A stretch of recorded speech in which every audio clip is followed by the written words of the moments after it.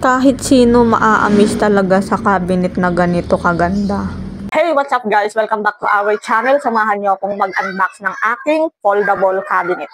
Kasi naman ang gulo na sa kwarto ko, so kailangan kong i-organize yung mga gamit ko. Ipapakita ko sa inyo kung ano yung itsura ng kwarto ko na kailangan kong i-organize ng mga gamit para sa kwarto ko. Itong mga unorganized na gamit, kaya ako napabili na ngayon ng foldable cabinet. Napakabilis nga lang dumating nitong foldable cabinet na in-order ko. Halimbawa, in-order ko ngayon, kinabukasan, parating na agad, ganun kabilis ang seller. Kung nahihirapan kayo mag-assemble, may manual naman siya.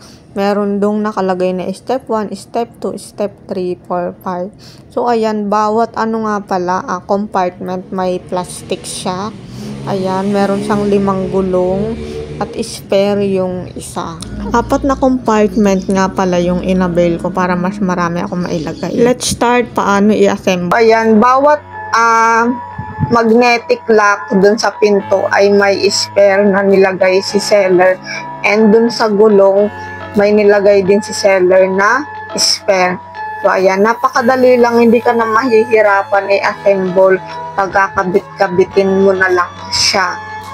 Yan, so ayan, ganyan lang siya kadali, at bawat kanto may ilalagay ka lang yan para ma-fix siya. Mabilis siyang i-assemble kasi buo na siya papatong-patungin mo na lang. And ayan, no, ganyan siya kalaki, marami siyang may ilagay. Pwede mo siyang lagyan ng gamit sa kitchen, sa bedroom nyo.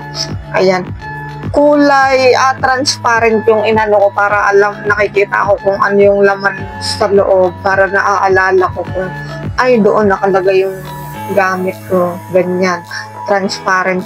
Tsaka napakaganda ng color, and makapal yung plastic, hindi siya basta-basta.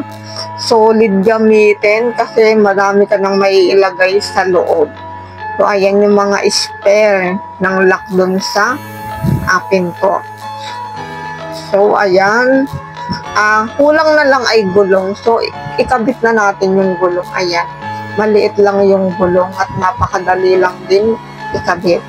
Yan, pag talaga tumatanda na, naiiba na yung cravings natin, gusto na lang natin yung mga ganitong gamit, yan ang nagpapasaya sa atin. At meron din nga pala itong manual kung nahihirapan kayong i-assemble. So ayan, may step 1, step 2. Ano pang hinihintay mo? Check out na. So ayan, after how many hours, ay atin ang nabuo and na-assemble na ang ating foldable cabinet. So look! Wow! Ayan. Ngayon, naayusin ko na yung gamit ko sa kwarto, and babalikan ko kayo mamaya. Okay?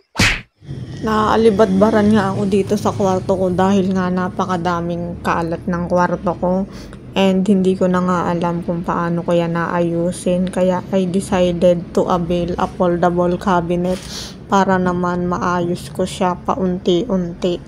And yun nga, sinalangsang ko na yung iba't iba kong gamit. Kahit papano lumawak ng kaunti yung aking kwarto. Kasi nga, kaya sa nagiging mukhang masikip ay dahil sobrang kalat nga.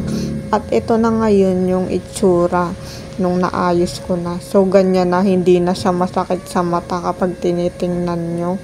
And so ayan na, hindi ko na ipapakita yung kung anong mga laman yan, kung ano-ano lang naman yung mga laman ko. So ayan, napakaganda ng tingnan at hindi na nakaka-stress kapag nakikita ko. So ayan na nga yung itsura ng ating foldable cabinet. So hanggang dito na lang, and sana nag-enjoy kayo sa ating for today's vlog.